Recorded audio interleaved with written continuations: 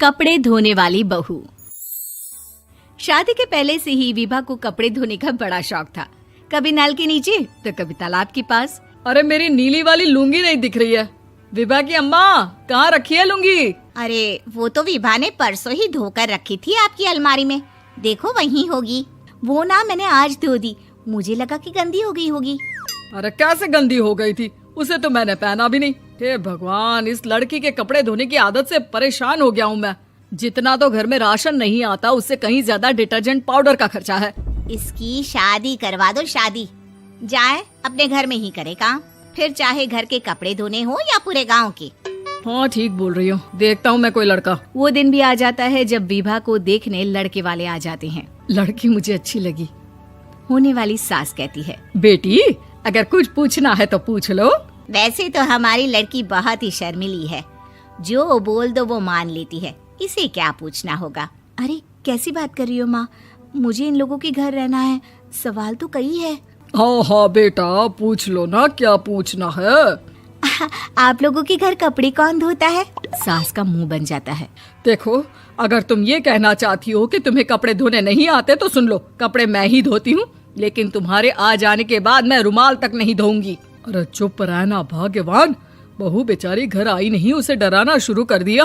वो क्या है ना बिटिया, अभी तक तो ये कल्लू की माँ ही धोती थी, लेकिन अब तुम्हारे पापा तो दहेज में वॉशिंग मशीन देंगे ही।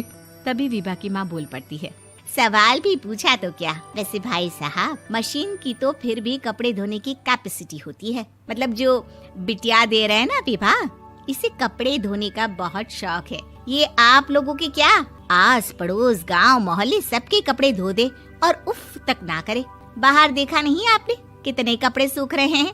सब हमारी बिटिया ने ही तो धोए हैं। बस भी करो ना माँ, शर्म आ रही इतनी तारीफ सुनकर। और तो और एक दाग निकाल कर दिखाओ तो मान जाऊं। हाँ अच्छा, माफ करना बेटा, मैंने गलत समझा। हमें तो रिश्ता बहुत पसंद है। और ऐसे जुड़ जाता है रिश्ता कपड़े धोने का शौक रखने वाली विभा का। उसकी शादी हो जाती है कोयला फैक्ट्री में काम करने वाले कल्लू के साथ। शादी के बाद अचानक विभा चिल्लाती हुई सास के पास आती है। सासू माँ, अरे सासू माँ कहाँ है आप? ये तो धोखा है, धोखा दिया आप लोगों ने मुझे। इसे ससुर के चक्कर के बारे में पता चल गया। अरे तो उसमें तुझे क्यों धोखा मिला है? अरे नल में पानी नहीं आता, कपड़े कैसे कब धुलेंगे? अच्छा, तू पानी नहीं आ रहा उसकी बात कर रही है। तो आपने क्या सोचा? कुछ नहीं। अच्छा, तेरी माँ ने कहा था कि कपड़े धोने का शौक है तुझे, याद आया मुझे। शौक बोलकर कपड़े धोने वाले मेरे जुनून को कम ना आके सासू माँ, कपड़ा धोना मेरा गुरूर है। तभी पति भी वहाँ आ जाता है। अभी मैंने इसे सनी देओल की फिल्म दिखाई है, उसी के डायलॉग मार रही है माँ। अच्छा सुन, साफ बता रही हूँ, पानी सुबह 4 से 6 और शाम को 10 से 12 आता है, समझी? विभा टाइमिंग सुनकर हैरान हो जाती है। ये क्या भूतों का मोहल्ला है? सुबह 4 बजे उठकर कौन कपड़े धोता है? 4 बजे टंकी में पानी जाता है, फिर सारा दिन धोना ना, किसने मना किया?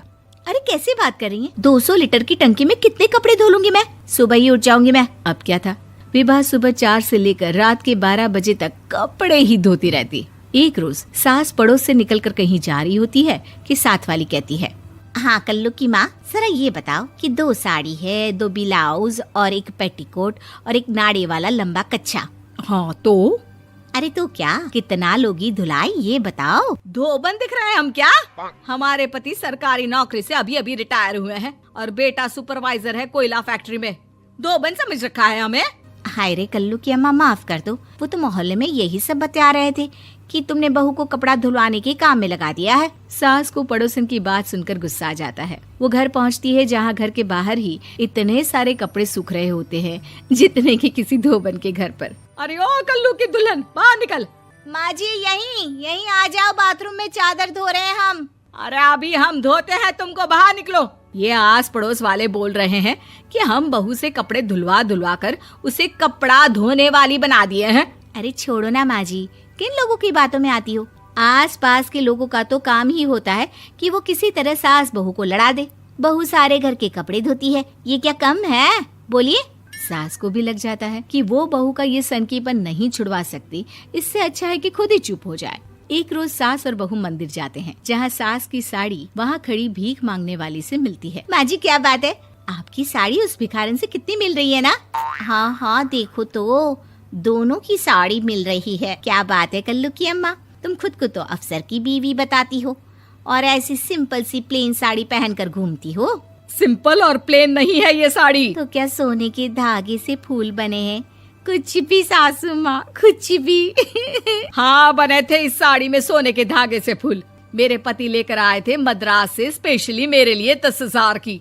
ताहे भाई साहब इस भिखारन के लिए भी सेम टू सेम साड़ी लेकर आए होंगे 10,000 की। सास उस वक्त तो कुछ नहीं कहती, लेकिन बहू के साथ घर आती है और अलमारी से एल्बम निकाल कर लाती है। ये साड़ी देख रही है, ये वही साड़ी है जिसे मैंने अभी पहना था। इस साड़ी में ये जो चमकदार फूल दिख रहे हैं ना, ये सोने के धागों से काढ़े गए हैं। लेकिन तू लोकल वॉशिंग मशीन ब्रश से घिस घिस कर सारे फूलों को निकाल कर साड़ी प्लेन कर दी। मुझे माफ कर दीजिए सासू माँ। और तो और, जब मैंने तुझे तेरी गलती के लिए कुछ नहीं कहा, लेकिन तूने तो सबके सामने मेरा मजाक ही बना दिया। क्यों? बहू को समझ में आ जाता है कि अब से उसका कपड़े धोना बंद।